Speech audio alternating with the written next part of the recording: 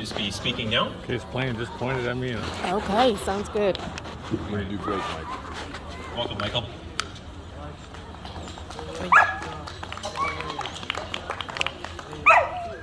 Hi, everyone.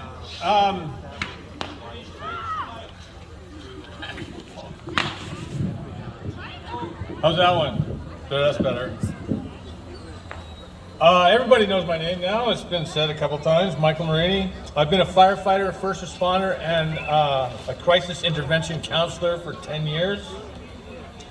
I've also been trained in the art of war by an organization that I consider criminal. Trudy Castro has said that Canada has no core identity. This is a lie, and I most disrespectfully disagree with this ski instructor. In 1797, 8 generations ago, my family came from Scotland. They were McGregors, and there was a shoot-on-sight order from the British Army. They came here and escaped that tyranny, and them, with thousands of others, carved a great nation out of the frozen north. We have no core identity. Some years ago, or some years after, we sent our own blood back to Europe to save Britain and France in places like the Somme and Vimy Ridge and Kitchener's Wood, the Second Battle of Ypres, which just 107 years ago and 2 days, on April 21st, 1918, the Calgary Highlanders took the ground. Or the Battle of North Africa, or Monte Cassino, or Juno Beach, or Market Garden, or Cap Young, where my great uncle ran out of ammunition when there was piles of Chinese soldiers charging at him, and with a bayonet alone survived the day to tell me the story. Vimy Ridge is what told the world about who Canadians are. Vimy was hit time and time again by the French and the British at a loss of over 100,000 souls. For months they could not breach it.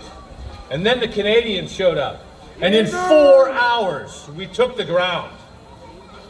Ask yourself, if we could bring back some of these veterans, some of these warriors, and show them the Canada that is today, show them Ottawa in February, show them the hundreds of pages of names that the government has, and I'm guaranteed that I'm on that list.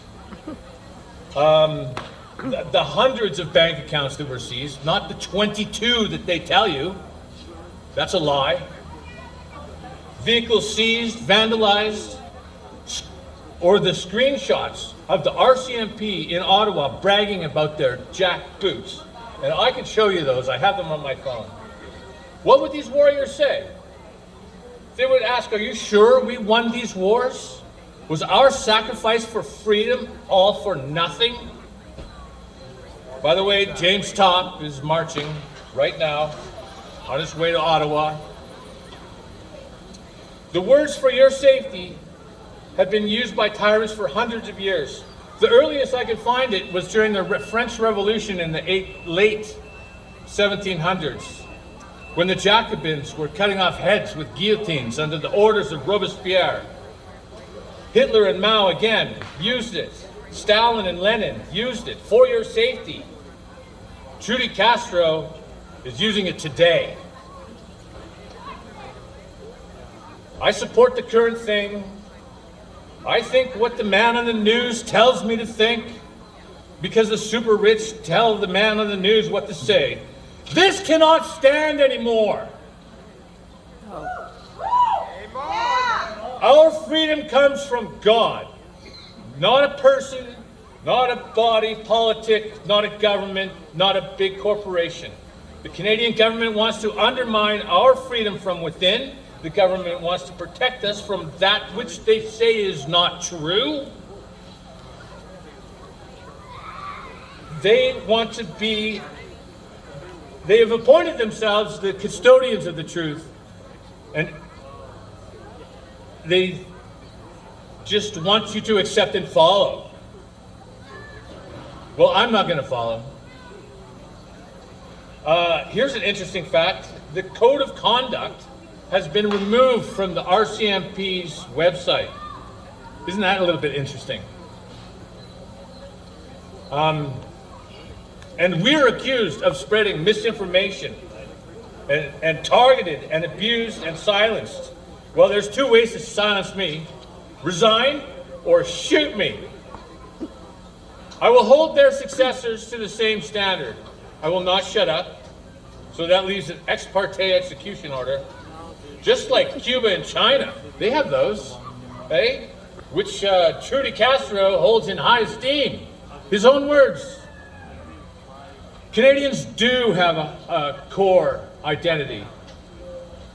We're warriors. We have proven this over the last 300 years. And the government doesn't want you to remember that. It wants you to accept and follow. Canadians today have the most important war that will ever be fought in this land or others.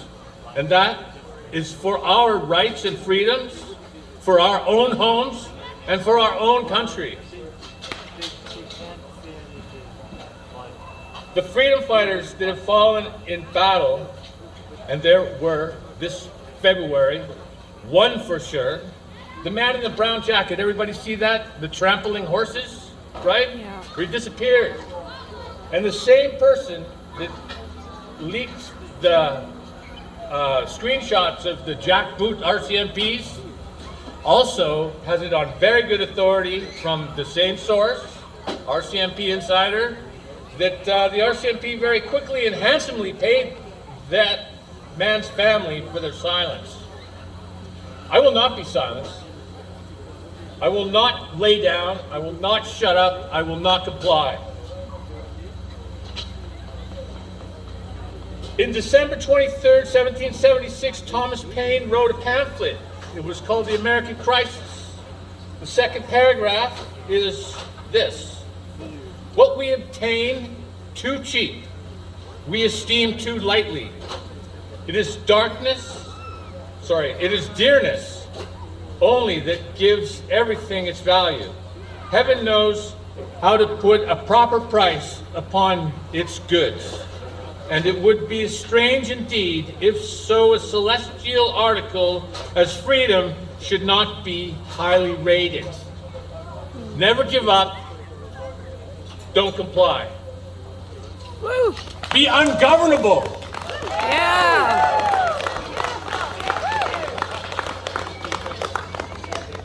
Thank you, Michael. That was great. Super. Thanks. Okay, we're going to have Troy Marshall now. Please come up to the stage.